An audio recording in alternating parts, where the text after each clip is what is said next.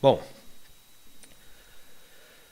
como você deve saber, a gente está dando continuidade então à nossa série, uma série cujo tema é Justiça e Esperança para Hoje, inspirado pelo texto do profeta Miqueias. Então a gente vem estudando Miqueias já desde a segunda semana de agosto. Essa é a nossa quarta mensagem dentro do texto de Miqueias, inspirado pelo texto de Miqueias. O texto profético, vou reforçar um pouco aqui do que a gente conversou na última semana. O texto profético é um texto de muita denúncia. E nessas primeiras semanas a gente tem falado bastante justamente de injustiça. O tema da série é Justiça e Esperança para Hoje, mas o texto profético está falando muito de injustiça e de denúncia da injustiça. Então, a gente tem construído no nosso olhar para a justiça e esperança justamente a partir dessas denúncias e dessas questões injustas e desesperadoras até apontadas pelo profeta Miqueias. E por que a gente está fazendo isso? Primeiro, porque é exatamente esse o caminho que o texto bíblico está seguindo. Esse é o caminho que o Miqueias percorreu. Os oráculos registrados pelo profeta passam justamente por esse processo de denúncia, nessa ordem que a gente vem tratando aqui. O segundo motivo é que compreendo que uma perspectiva da justiça e da esperança pode ter como ponto de partida justamente a denúncia.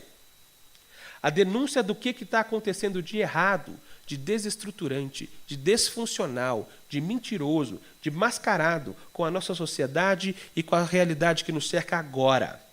A denúncia da injustiça talvez seja propriamente o primeiro passo rumo à justiça, e nisso a esperança. Justiça, porque cremos que a denúncia profética pode sim levar a um arrependimento. O arrependimento que pode sim gerar novas possibilidades para a nossa realidade, para o nosso hoje. E esperança, que como temos visto, a esperança profética não é de uma espera passiva, mas sim de uma construção ativa. Esperança que, como vimos, é também a marca distintiva de um profeta. Os profetas são levantados por Deus. Eles se tornam anunciadores das palavras de Deus. Têm contato com um projeto. Não era para ser assim. Não era para ser assim. Há ecos de voz profética toda vez que a gente consegue se deparar com essa compreensão de que não era para ser assim. E dessa forma, o contato com Miqueias pode ser o encontro, sim, de sensações indigestas, de sensações incômodas, entre o que o profeta denuncia e o que você percebe que acontece de mal na sociedade e naquilo e na realidade que nos cerca agora. Como eu falei na última semana, se essa sensação está acontecendo com você, acho que isso é muito importante, porque isso demonstra uma certa capacidade sua de poder agir também de forma profética com essa realidade para a qual vivemos.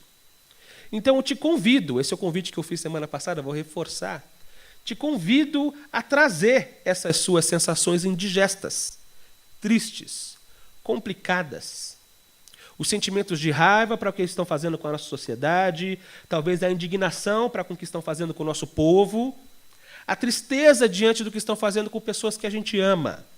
Te convido a trazer esses sentimentos todos para cá. Às vezes a gente costuma criar uma cultura de que essas coisas ficam lá de fora da igreja. Aqui a gente vai ter contato com outras coisas. Mas o texto de Miqueias não é esse texto alentador no capítulo que a gente vai ler hoje. Traz para cá, para a gente colocar tudo isso em contato com essa poesia profética do Miqueias.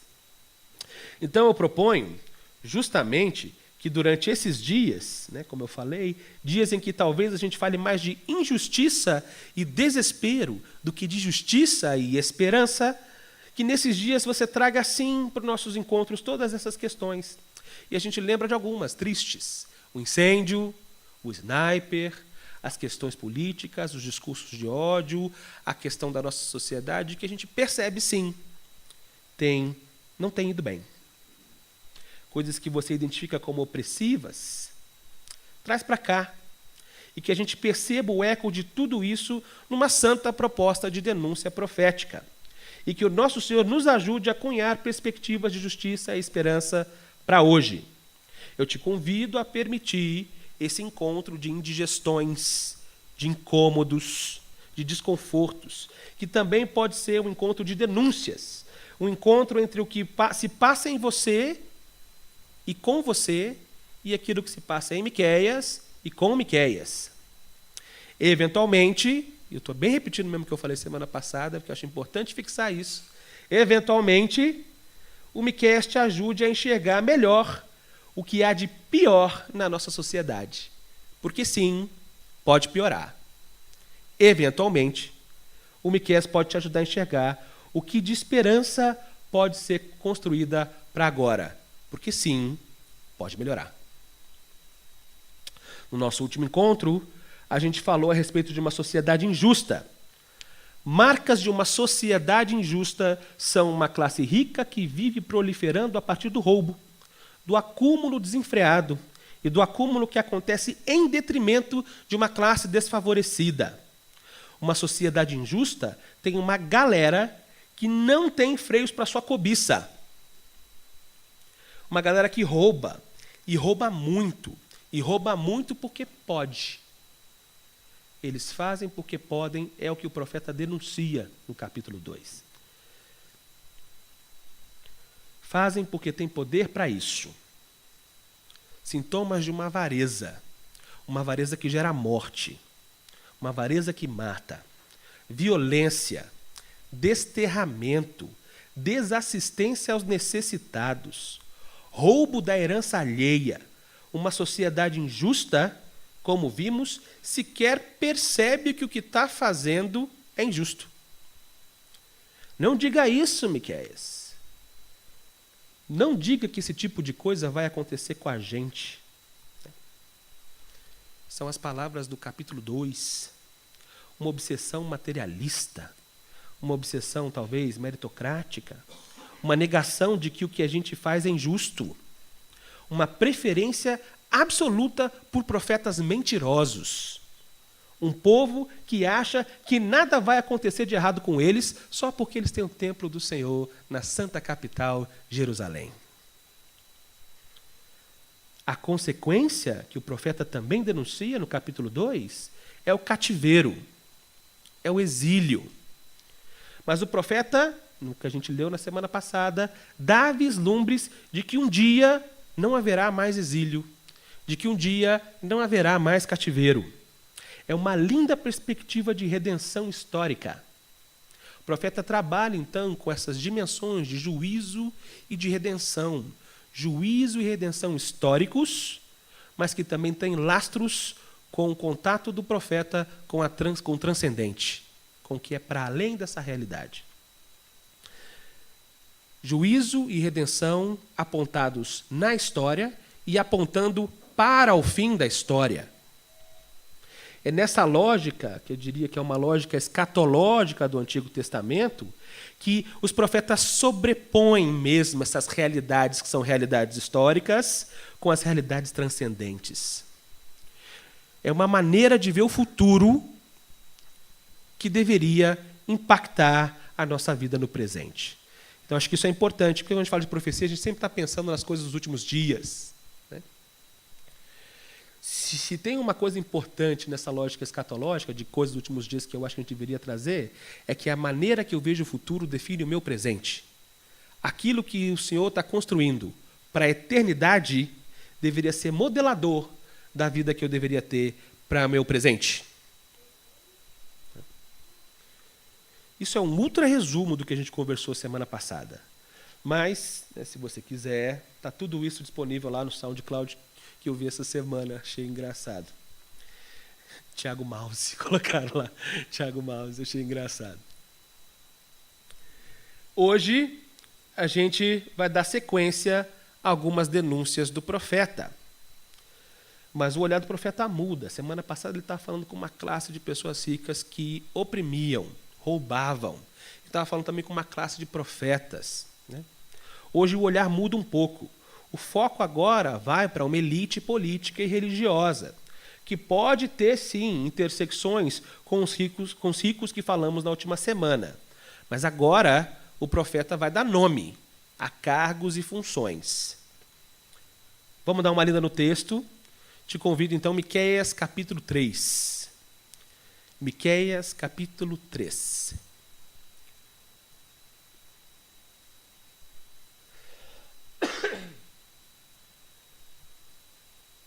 Todo mundo achou? Tá fácil aí?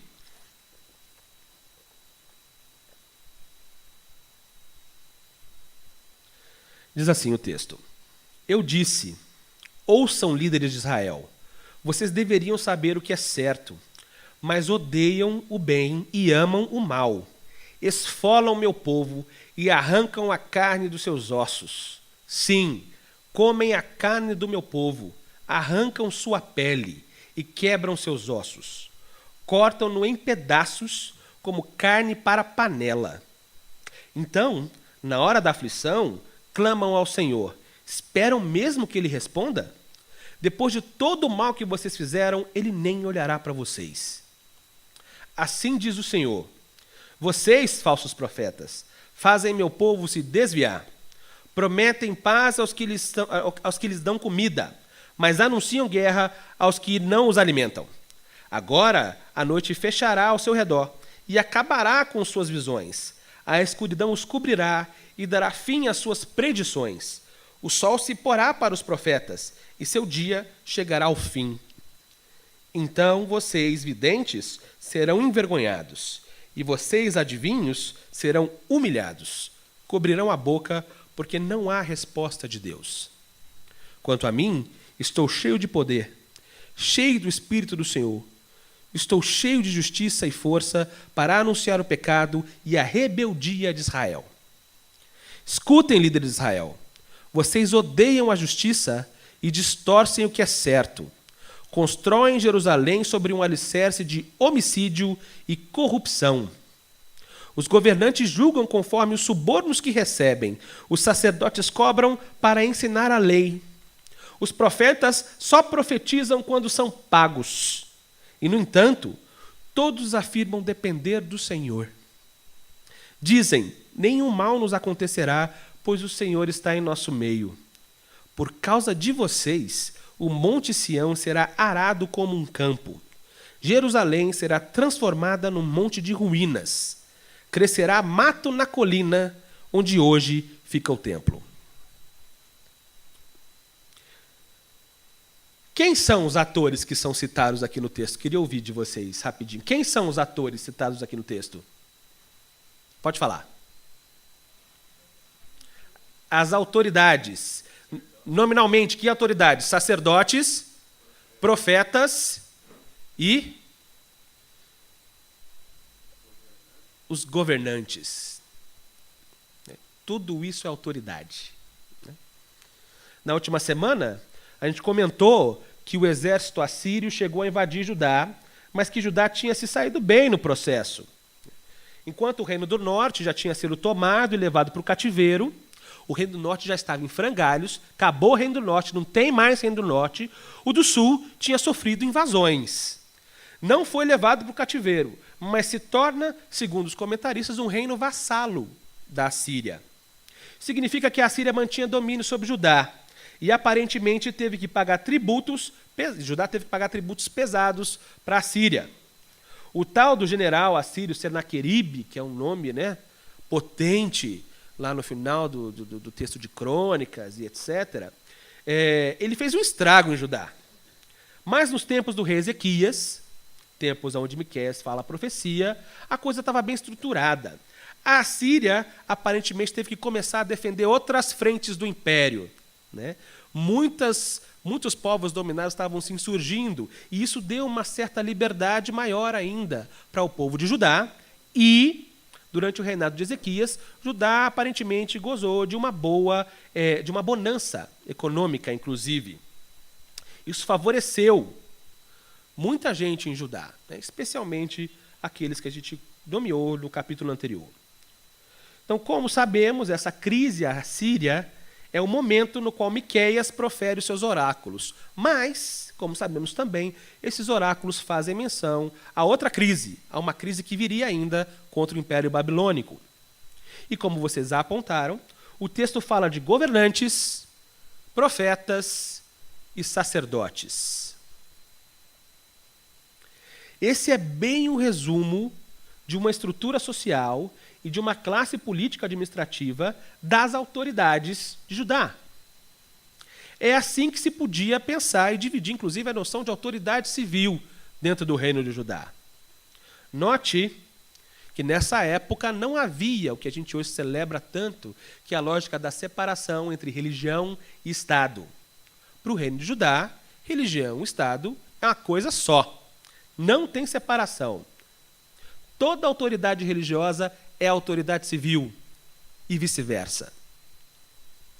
Esse negócio de separação entre autoridade civil e autoridade religiosa é coisa da modernidade, né? Assim, de 1500 para cá.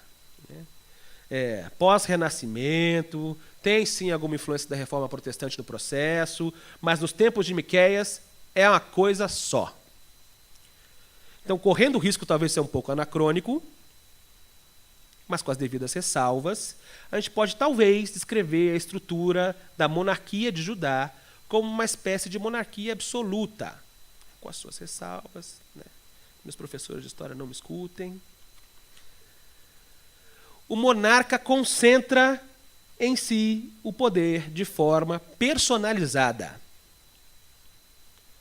Em si residem os poderes políticos e religiosos de toda a nação, de todo o reino. A administração civil, as finanças, a cobrança de impostos, o comando do exército, isso significava que o rei tinha que ir para a guerra de vez em quando, as reformas físicas estruturais, a agricultura, mas também toda a parte legislativa, de promulgação dos decretos e de leis, além de fazer cumprir as leis, que no caso, né, assim, boa parte das leis já estavam dadas. Eram as leis de Deus, o Pentateuco e todo aquele exercício legislativo que a gente tem nos primeiros livros da Bíblia. Além disso, o rei também era responsável pela adoração do povo. E além disso, o rei também era responsável por fazer o magistrado, ou agir como juiz diante do povo. Declarar se é culpado ou se é inocente, imputar pena, imputar sanção, esse tipo de coisa. Né? A sucessão monárquica é uma sucessão hereditária. É uma dinastia que governa em Judá. Né? É sempre o filho do rei que assume o reinado. Né? Ou quando tem alguma crise, é o sobrinho, etc., esse tipo de coisa, mas está ali. Né? É a questão de dinastia, hereditariedade. Nessa administração toda, o rei tinha abaixo dele uma série de príncipes. Não necessariamente príncipes filhos do rei, mas príncipes no sentido de principais. Né? A gente confunde príncipe como filho de rei. Então, historicamente, príncipe significa principal. Né? Principais, chefes, cabeças, que no texto aqui, nessa versão, está chamando de líderes, mas em outras versões, o versículo 1 traz o termo chefes e cabeças. Eram pessoas que eram, na verdade, chefes de famílias, ou de tribos, ou de clãs.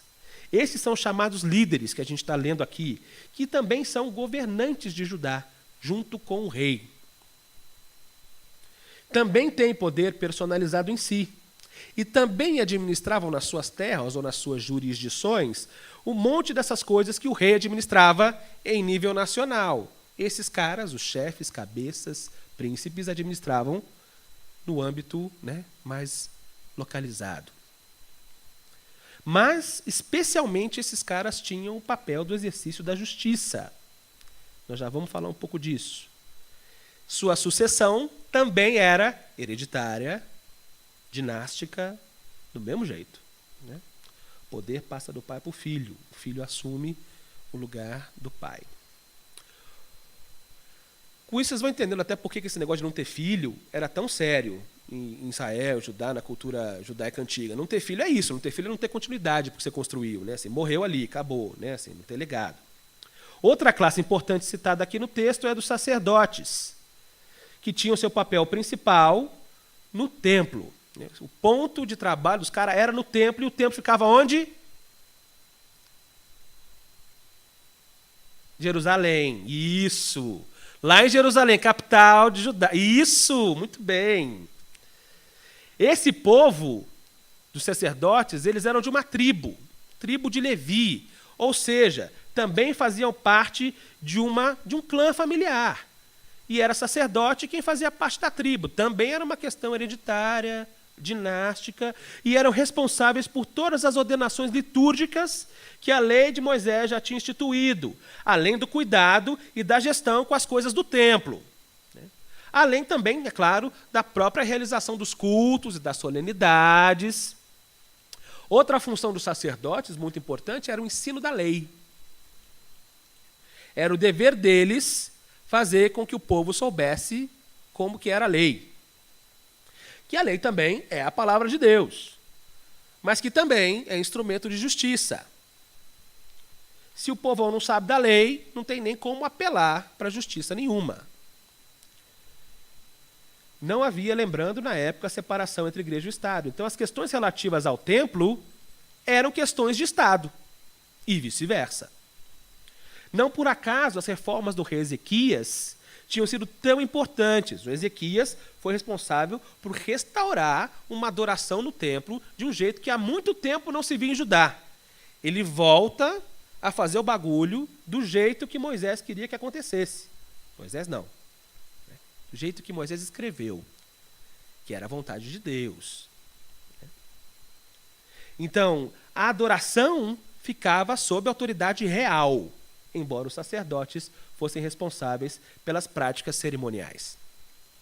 Uma terceira classe citada aqui no texto é a classe dos profetas. Essa era a única função que não tinha nenhum apelo hereditário ou dinástico. Porque é muito interessante, porque dependia exclusivamente do chamado de Deus. Deus chamou, Deus levanta o profeta, e o profeta vai lá e fala o que Deus está falando. A gente já falou um monte aqui do que é ser profeta, das questões dos profetas, então você já deve compreender o quanto o ministério profético é de suma importância. Havia espaço, então, nessa organização de autoridades civis para um ministério profético, que é um ministério de quê? De denúncia, de esperança, de justiça, de fazer o povo voltar para a lei de Deus, de levar o povo para os caminhos que Deus tinha falado. Os profetas, eles tinham esse espaço garantido para falar da vontade de Deus sem comprometimento nenhum com o laço familiar de ninguém. Os profetas funcionavam também, se a gente vê nos textos bíblicos, como uma espécie de classe de conselheiros reais. Os reis iam fazer as coisas, eles chamavam os profetas e faziam uma consulta. Assim, o que Deus tem a dizer nesse próximo passo? Vamos invadir tal lugar, chama os profetas, senta aí. E aí, o que a gente faz? Qual é a palavra de Deus? Nos tempos de Miqueias, havia provavelmente umas centenas de profetas no reino de Judá. A classe, com bastante gente. O duro deste trecho que lemos é que Miqueias está mostrando que uma sociedade injusta, de capitais injustas, tem no seu sistema de autoridades civis uma raiz de injustiça. Todo o seu sistema de autoridades civis é um sistema de autoridades injustas. Autoridades injustas promovem injustiça na sociedade. E não é por acaso que o nosso tema hoje é o tema promotores da injustiça. Os promotores da injustiça são, por excelência, as autoridades civis, sejam autoridades herdadas ou autoridades eleitas, sejam autoridades do templo ou autoridades no palácio. As autoridades que o tempo todo estão mais preocupadas com seus próprios umbigos do que com a promoção da justiça. É o que o texto está dizendo. A galera que trabalha com exegese bíblica diz que quando a gente lê um texto profético, a gente tem que pensar nas estruturas de oráculos. Assim, quando a gente lê uma carta, a orientação é sempre assim, pensa por parágrafos, o pessoal fala, Pensa por parágrafos, lê o parágrafo e vai entendendo por parágrafos. Quando a gente lê um texto histórico ou o próprio evangelho, o pessoal fala, pensa por perícopes, que é aquela lógica de você pensar por um eixo narrativo que se encerra em si. Você pega um uma questão narrativa e analisa tudo dentro daquela questão narrativa de uma vez, né? Assim, uma história dentro da grande história. No caso dos textos proféticos, o pessoal fala, pensa por oráculos, porque os oráculos eles se encerram em si. São mensagens que Deus entrega e que o profeta fala e que se encerram em si mesmas. Nesse texto aqui, né, a gente tem alguns oráculos e ajuda a gente a pensar. Mas o que é interessante de pensar em oráculos é porque, às vezes, no mesmo capítulo, a gente tem oráculos que são proferidos para públicos diferentes, possivelmente em momentos diferentes e em lugares diferentes. Tem público definido. E nem sempre o texto que a gente vê aqui corrido, ele foi proferido no mesmo dia, no mesmo momento. Então nem sempre é fácil perceber isso, mas no nosso capítulo, o texto deixa isso bem claro, né? E provavelmente o profeta, o Miqueias, foi lá na cara dessas pessoas e disse isso daqui lá na cara dessas pessoas, né? Então, do versículo 1 ao versículo 4, a gente tem talvez um primeiro oráculo contra os governantes, os líderes. Do versículo 5 ao versículo 8, tem um outro oráculo com relação aos profetas, aos falsos profetas. Do versículo 9 ao versículo 12, ele faz um apanhado da galera e denuncia uma quadrilha. Essa é a minha opinião, né? É uma quadrilha. Essa aí é a quadrilha. Está tudo zoado. Né? Mas fique imaginando a cena. Na porta da casa dos líderes, ou na porta do palácio, ou então dentro do templo, ou na porta do templo, na cara dos líderes, na cara dos profetas, de frente para os sacerdotes. Ou imagina o profeta falando num lugar de grande circulação pública, lá na capital. Imagina a cena do Miqueias dizendo isso para essas pessoas. Né? Então, já que tem público definido, o Miqueias não ia soltar isso de qualquer lugar. Ele provavelmente foi lá dizer isso na cara das pessoas. Né? Fica imaginando o profeta fazendo isso, né, na porta do Congresso, dentro de uma mega church, ou dentro de um templo edificado às custas do sangue e do suor alheio, na cara de um desses mega líderes políticos, ou de um desses mega pastores, gente que assume liderança política com prerrogativas escusas, misturando a palavra de Deus e a adoração de um povo, e instrumentalizando isso para o seu próprio benefício. Ou, numa lógica mais midiática, imagina o profeta fazendo uma coletiva de imprensa e denunciando.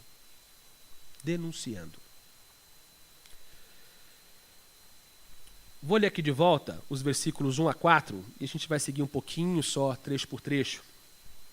Diz assim: ouçam, líderes de Israel, vocês deviam saber o que é certo, mas odeiam bem e amam o mal. Esfolam meu povo e arrancam a carne dos seus ossos. Sim, comem a carne do meu povo e arrancam sua pele e quebram seus ossos.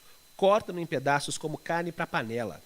Então, na hora da aflição, clamam ao Senhor. Esperam mesmo que ele responda? Depois de todo o mal que fizeram, ele nem olhará para vocês.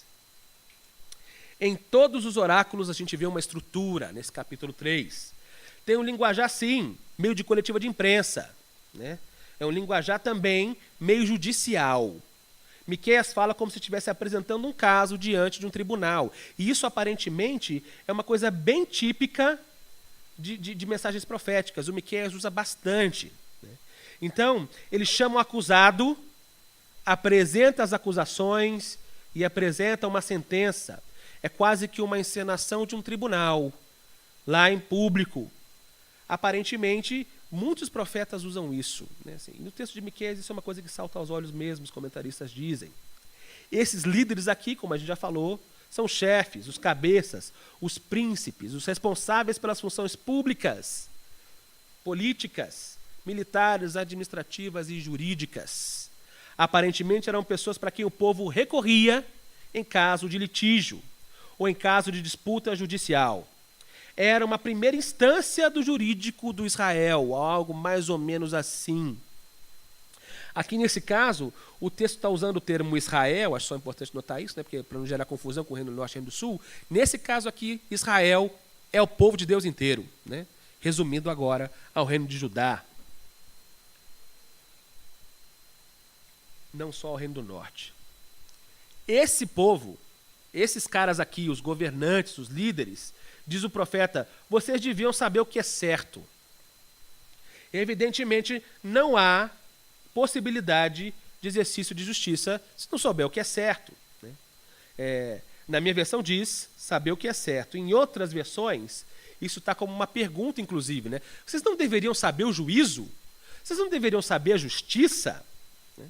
A palavra, que para mim está traduzida como certo, também é traduzida como juízo ou como justiça.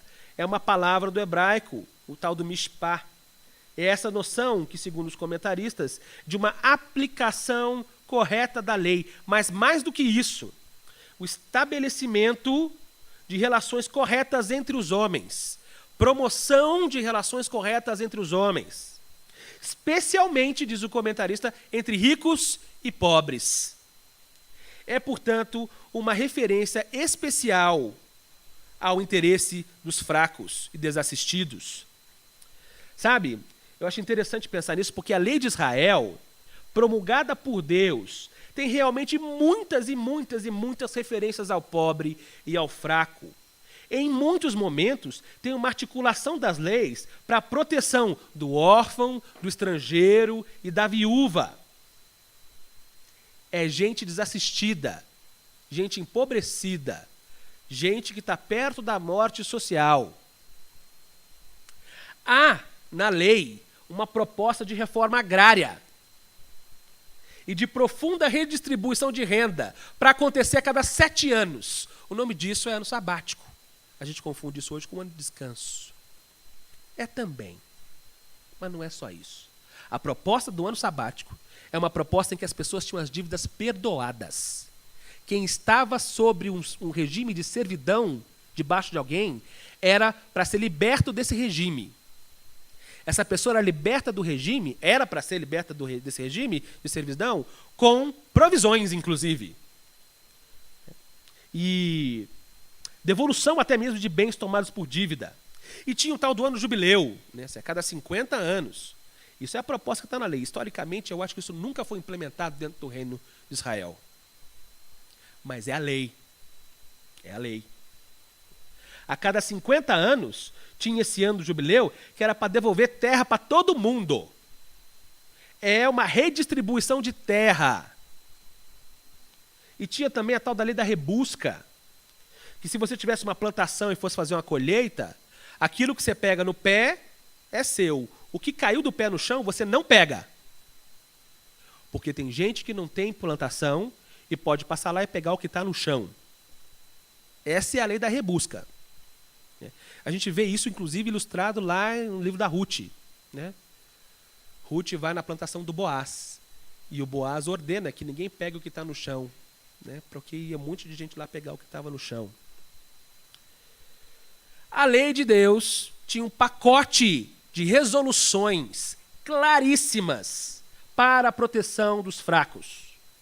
Era designada para não gerar laços absurdos de desigualdade. Ela foi pensada para não gerar laços de opressão. A lei foi entregada para que não houvesse jamais, dentro do povo de Deus, domínio escravizante de ninguém. Era para os líderes saberem disso. Era para eles defenderem o interesse de quem não tem como se defender. E isso seria o exercício da justiça. O certo, ou o bem. Mas o que o Miqueias deixa claro aqui é que eles não estavam nem aí para o bem. Eles odiavam o bem e amavam o mal. Mas é claro, o mal traz benefício para eles. Miqueias chama esses líderes de canibais. É a denúncia. O pobre, o fraco, o oprimido eram mera fonte de alimento e satisfação. É a denúncia de uma violência sanguinária, bestial, selvagem. E quem promove isso são os detentores da justiça. O que é que acontece com uma nação cujo sistema jurídico se torna motor de opressões ao invés de promotor de justiça?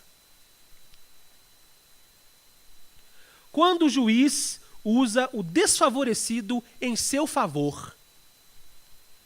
Ou quando o juiz faz do réu a fonte do seu alimento. O que acontece? Percebe o que está acontecendo aqui? O Miqueias, ele está denunciando uma justiça vendida.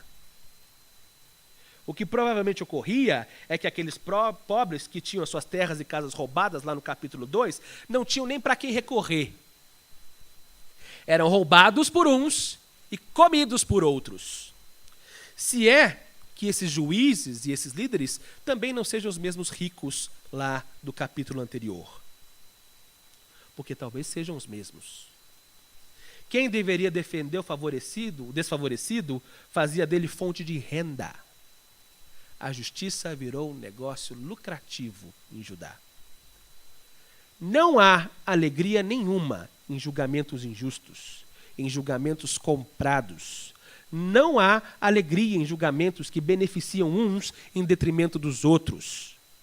Não há alegria e muito menos justiça assim. Existe sim promoção de injustiça, especialmente quando não se tem a quem recorrer. Na semana passada a gente saiu daqui, a gente estava conversando, uma galera, né? Tem uma amiga daqui que trabalha com direito. E o que eles estavam descrevendo, alguns amigos aqui, né, o que eles estavam escrevendo é um cenário de uma defensoria pública aqui de Curitiba, que tem que dar conta, com uma equipe super reduzida, de milhares de pessoas que estão presas. Gente que está preso sem acusação. A polícia levou, está preso. Qual é a acusação? Não tem. Mas foi julgado? Não foi.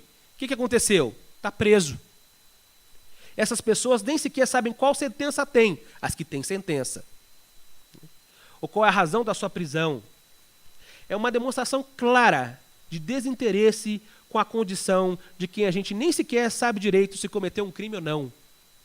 Tem justiça nisso? Tem justiça nisso? Eu fico pensando, os nossos líderes políticos, especialmente esses que se dizem religiosos e arautos da lei de Deus, ficam por aí berrando coisas a respeito de uma série de questões, dizendo que isso é a lei de Deus. Né? Ideologia de gênero. Né? Eles ficam pautando os nossos púlpitos com as questões sobre, claro, aborto, homossexualidade, transexualidade, porte de armas, pena de morte, e assim ficam instrumentalizando o tempo todo o discurso religioso para ficar tentando barrar ou passar leis, com o pretexto de que, assim, eles estariam adequando toda uma sociedade à lei de Deus. Mas esses sujeitos, eu vejo raramente eles falando a respeito de uma proposição de defesa dos órfãos, dos estrangeiros, das viúvas, que também são alvos da lei de Deus. Aliás, a lei de Deus gasta mais tempo com a condição da viúva, do órfão, do estrangeiro, do que com todas essas outras coisas que eu citei anteriormente.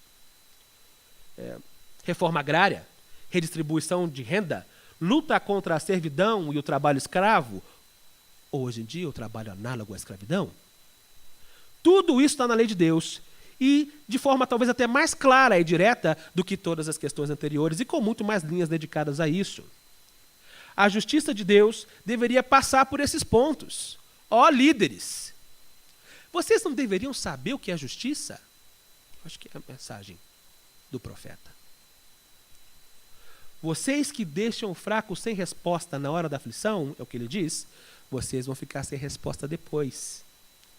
Vocês que nem sequer olham o mal que fazem, Deus nem vai olhar para vocês. E a gente passa para o próximo trecho. Versículo 5 ao versículo 8. Assim diz o Senhor: vocês, falsos profetas, fazem meu povo se desviar. Prometem paz aos que lhe dão comida, mas anunciam guerra aos que não os alimentam. Agora a noite se fechará ao seu redor e acabará com suas visões. A escuridão os cobrirá e dará fim às suas predições. O sol se porá para os profetas e seu dia chegará ao fim. Então vocês, videntes, serão envergonhados e vocês, adivinhos, serão humilhados. Cobrirão a boca porque não há resposta de Deus. Quanto a mim, estou cheio do poder, cheio do Espírito do Senhor. Estou cheio de justiça e força para anunciar o pecado e a rebeldia de Israel. Agora Miqueias fala com os profetas. A denúncia é também muito clara. Os profetas deveriam ser aqueles que trazem o conhecimento do Senhor, que fornecem uma leitura lúcida da realidade e da sociedade em que estão. Da boca do profeta sai, em tese, a mensagem de Deus. E a mensagem profética de Deus é a mensagem que deveria colaborar com a construção e a promoção da justiça. É um problema muito, muito, muito profundo quando não sai da boca do profeta o que deveria sair.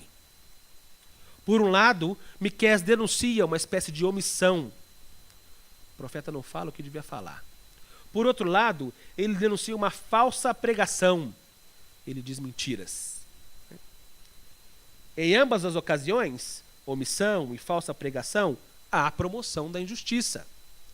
Sem o acesso à mensagem clara e honesta de Deus, o povo realmente não conseguiria ver o que estaria fazendo de injusto. Existe um papel pedagógico na profecia. Existe um papel pedagógico na denúncia. Existe um papel pedagógico na apresentação de um projeto divino. A omissão disso, ou a deturpação disso, acabam fazendo o povo se desviar. É o que o profeta está dizendo. Vocês, falsos profetas, fazem o meu povo se desviar. Mas o que o profeta denuncia de pior não é apenas uma questão de omissão ou de deturpação da mensagem, é a denúncia de o que leva esses falsos profetas a serem falsos. Não é um falso chamado, não é a qualidade da mensagem, é que o tom e o teor da mensagem varia de acordo com o público. Só que essa variação não se dá com o objetivo de fazer o público entender melhor. Uma coisa é eu fazer uma mensagem para crianças, outra coisa é eu fazer uma mensagem para adultos. Não é disso que se trata. A mensagem e o tom da mensagem variam de acordo com a comida na mesa do profeta. Então, não é só que a mensagem era errada, é que a mensagem era vendida e comprada. Se a justiça tinha virado um negócio para os juízes, a profecia tinha virado um negócio para os profetas. As mensagens eram dadas de acordo com quem paga mais. Então, se o interesse do profeta tinha a ver com lucrar com a profecia, havia interesses de outros em comprar a profecia, em encomendar a profecia. Está entendendo o que o profeta está denunciando? Tem um comentarista que diz que os profetas se tornaram agentes ideológicos do Estado. Eu vou repetir. Os profetas se tornaram agentes ideológicos do Estado. Miqueias denunciava uma situação assim acontecendo há 2.700 anos atrás. A gente vê, quando a gente tem contato com a teoria da história, vários processos que têm uma longa duração. Uma palestrante essa semana falou exatamente isso. Tem processos que têm longa duração. Algumas críticas dela que ela falou lá tem 2.000 anos. Aqui o profeta está dizendo que tem 2.700. Haja longa duração. Haja coisa que nunca muda. As pessoas vendem. Tornam tudo negócio. Para não ficar entrando muito no mérito, eu vou apenas propor que você sempre tome muito cuidado com as mensagens que você escuta. Especialmente os mensageiros que ficam dizendo que tudo é ideológico, menos o que eles dizem. Isso é ideologia. Como se o que ele pregasse ou o que ela pregasse não fosse. Nosso governo hoje, no Brasil do século XXI, tem um setor de ministros que é considerado como base ideológica do governo. Nominalmente. A imprensa já chama assim há algum tempo. Alguns desses, inclusive, se denominam evangélicos. O alerta, para mim, é muito profundo. Muito profundo. Uma base ideológica. E a ideologia é que os outros fazem. O risco de vender a mensagem, acho que o buraco sempre pode piorar. O risco de vender a mensagem, porém, não é só o risco do agente ideológico do Estado, é também o risco do dízimo de quem paga mais dízimo. É também o risco da oportunidade de aparecer em certos meios, de acordo com a mensagem que você vai pregar.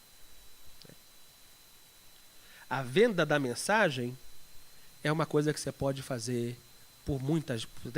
Você pode vender de muitas maneiras. Ser agente ideológico do Estado é só uma delas. A infeliz verdade é que todos nós, profetas que podemos ser, podemos vender mensagem.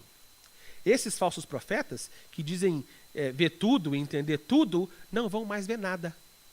Haverá escuridão, é o que o Miqueias diz. Vai acabar isso. E os videntes e adivinhos, leitores do futuro, serão envergonhados. Porque dizem que sabem de tudo, mas vão estar errados, vão passar vergonha. Negam o juízo que vai acontecer. Passarão vergonha e vão ter que cobrir a boca. Em alguns trechos estava cobrir o bigode. Né? Não sei como é que está na sua versão. Vão ter que cubram seus bigodes ou cubram a boca. Que é um sinal de arrependimento ou de afastamento por uma condição pecaminosa de lepra. Assim, cobrir o bigode era um mandato que existia para os leprosos, para que não houvesse contaminação. Acho interessante a ilustração do cobrir o bigode, né, para não haver contaminação nesse sentido. No verso 8, o Miqueias meio que contrasta a lógica da mensagem vendida e acaba se colocando como contraste no processo. Claro, ele se coloca como um profeta verdadeiro. E aqui ele demonstra duas características que deveriam ser características do profeta verdadeiro. Quanto a mim, eu estou cheio do poder, cheio do Espírito do Senhor. Outra, estou cheio de justiça e força para anunciar o pecado e a rebeldia de Israel. Comigo não tem mensagem vendida. Eu falo mesmo. Não adianta mandar eu falar outra coisa. É o que Deus quer que diga. E isso só acontece com o Espírito do Senhor e com uma dose boa de coragem. Uma dose boa de coragem. Vamos ler o final aqui. Escutem, líderes de Israel. Vocês odeiam a justiça e distorcem o que é certo. Constroem Jerusalém sobre um alicerce de homicídio e corrupção. Os governantes julgam conforme os subornos que recebem. Os sacerdotes cobram para ensinar a lei. Os profetas só profetizam quando são pagos. E, no entanto, todos afirmam depender do Senhor. Dizem, nenhum mal nos acontecerá, pois o Senhor está em nosso meio. Por causa de vocês, o monte de Sião será arado como um campo. Jerusalém será transformada em um monte de ruínas. Crescerá mato na colina onde hoje fica o templo do Senhor. A essa altura do campeonato, com tudo que eu falei até aqui, não tem muito mais o que explicar. Você já entendeu o esquema. Estava todo mundo comprando e vendendo, todo mundo. No final, o que o profeta faz é quase que um desmascaramento de uma quadrilha mesmo. É uma quadrilha. Vocês, autoridades civis, são uma quadrilha criminosa que toma conta do povo. E com sua atitude criminosa, vocês são os maiores promotores de justiça de toda uma sociedade. Nota, apenas uma pequena nota aqui, que nesse momento o sacerdote fala, o Miqueias fala do sacerdote. Né? Até agora eu não tinha falado do sacerdote, mas o sacerdote entra aqui. Porque até o ensino da lei no templo estava sendo cobrado. Né? O ensino da lei no templo estava sendo cobrado. Então eu fico imaginando o profeta falando com todo mundo, mas ele está denunciando, no fim das contas, algumas coisas em comum em todos. Vocês estão fazendo da justiça de Deus um negócio para vocês e para o benefício de vocês. Os interesses são seus, nunca foram de Deus, eles são todos seus. Vocês estão mais preocupados com a casa rica e abastada do que com o bem de toda uma sociedade. Vocês estão mais preocupados com o acúmulo e o acúmulo desenfreado do que com a promoção de uma justiça que deveria revelar quem é Deus para todo mundo. Eu fico imaginando então, no desmascaramento de uma quadrilha, uma imagem assim, o profeta passando um PowerPoint, no meio a questão da venda da justiça de Deus, aí sai uma setinha, uma outra bolinha aqui que diz juízes, outra bolinha que diz profetas, outra bolinha que diz sacerdotes, outra bolinha que diz chefes militares, outra bolinha que diz rei, mas está tudo ligado, não sei, uma imagem que veio na minha cabeça de um PowerPoint que eu vi por aí algum tempo atrás. No centro da quadrilha está esse esquema, que é um esquema de compra e venda. No centro está esse esquema, que é um esquema de troca de benefícios. Tráfico de dinheiro, tráfico de pessoas talvez, tráfico de influência. Dá o nome que você quiser. tudo motivado na cobiça, na mais pura e cruel cobiça, na mais pura e cruel avareza, na mais pura e cruel promoção da injustiça.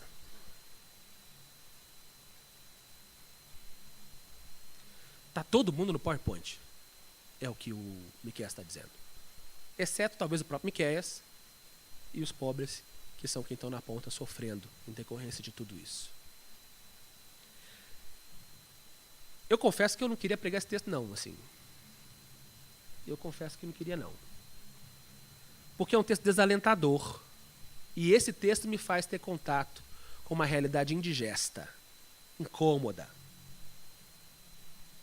E a sentença, esse texto acaba numa sentença cruel. Mas que é uma mensagem importante. Jerusalém vai cair. A capital vai cair. E na queda da capital cai o templo. Lembra do que eu falei semana passada? O povo dizia templo do Senhor, templo do Senhor, templo do Senhor. Era um amuleto, como se a presença do templo significasse sim a presença de Deus. E que, com Deus ali no templo, pronto. Não tem crise, acabou o processo. Não tem treta. E aí, o que o profeta está dizendo? Esquece isso, queridinho. O templo não vai salvar ninguém, não. Quem salva é Deus. E o que vocês estão fazendo não é de Deus. Está entendendo? Sabe o templo que vocês acham que é o grande monumento da defesa de Judá? Vai virar ruína. A colina do templo vai virar mato. A verdade é que o profeta estava certo, aconteceu assim mesmo. Assim mesmo. Então, é desalentador. É desalentador. Há esperança nisso? Uma pergunta que fica, Há esperança nisso? Como que a gente sai de uma sociedade assim?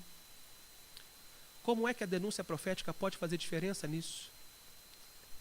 Então, em termos práticos, talvez se a gente olhar para tudo que acontece debaixo do sol, daqui para baixo, não tem esperança mesmo não, a gente tem que apelar para a esperança em Deus. Deixar com Deus para Ele resolver, mas fazer a nossa parte. Agir profeticamente. Esses esquemas de quadrilha precisam ser desvelados, precisam ser denunciados. Para que haja sobre essas pessoas, ou sobre esses esquemas, o devido juízo. E aqui é claro que eu não estou fazendo um desejo absurdo de um juízo de pena de morte. Mas que a lei, apenas a lei, seja devidamente aplicada nos processos, como elas deveriam ser, para quem comete esse tipo de coisa.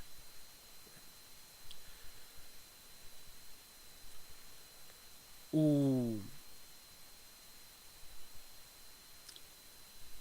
que eu acho interessante também é que o Miqueias está denunciando todos esses esquemas que têm a ver com as autoridades civis, e muita gente fala sobre as autoridades civis como um exemplo do ministério de Cristo. E aí eu queria tentar apontar um pouco para Cristo nesse processo. Por quê? O texto do Miqueias vai fazer isso lá na frente. Vai falar que vai vir um governante. São cenas dos próximos capítulos. Já falou no final da semana passada, que haveria um líder que os tiraria do exílio.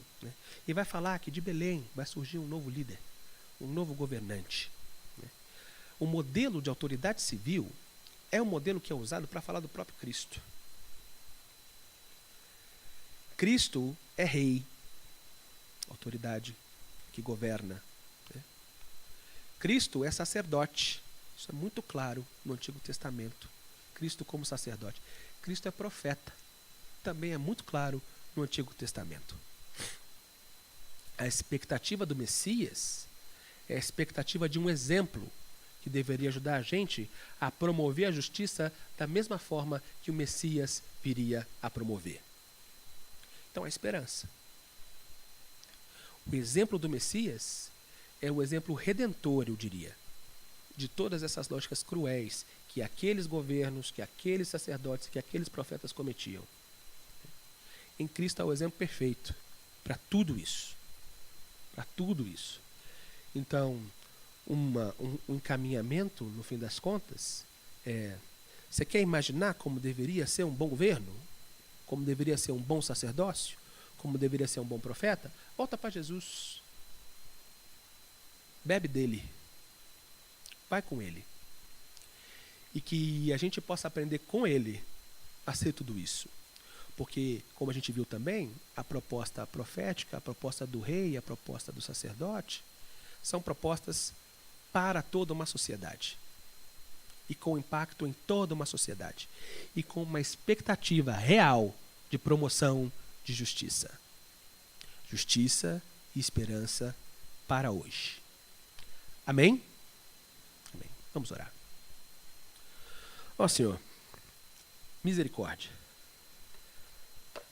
Misericórdia, porque quando a gente entra em contato com um texto assim, a gente acaba passando por uma série de digestões e muitos gatilhos são disparados, Senhor. Ajuda a gente a compreender bem tudo isso que o profeta denunciou, tudo isso que o profeta demonstrou. Ajuda a gente também a fazer, com o olhar do profeta, uma leitura bem adequada da nossa realidade agora. E que nessa leitura bem adequada, ó Deus, a gente resista aos processos opressores. E que a gente possa ser verdadeiros promotores da justiça, tendo Cristo como o grande exemplo para tudo isso. Ó Deus, muito obrigado, porque a gente tem um bom exemplo, diante de milhões de exemplos ruins. Muito obrigado, Senhor, porque a gente pode imaginar o que poderia ser de diferente, porque a gente tem contato com esse teu projeto. Então ajuda a gente, ó Senhor, a construir uma perspectiva redentiva para agora, dentro de uma lógica de um povo que segue o Cristo, o teu Filho, o nosso verdadeiro e melhor e perfeito Rei, Profeta e Sacerdote. Em nome de Jesus. Amém.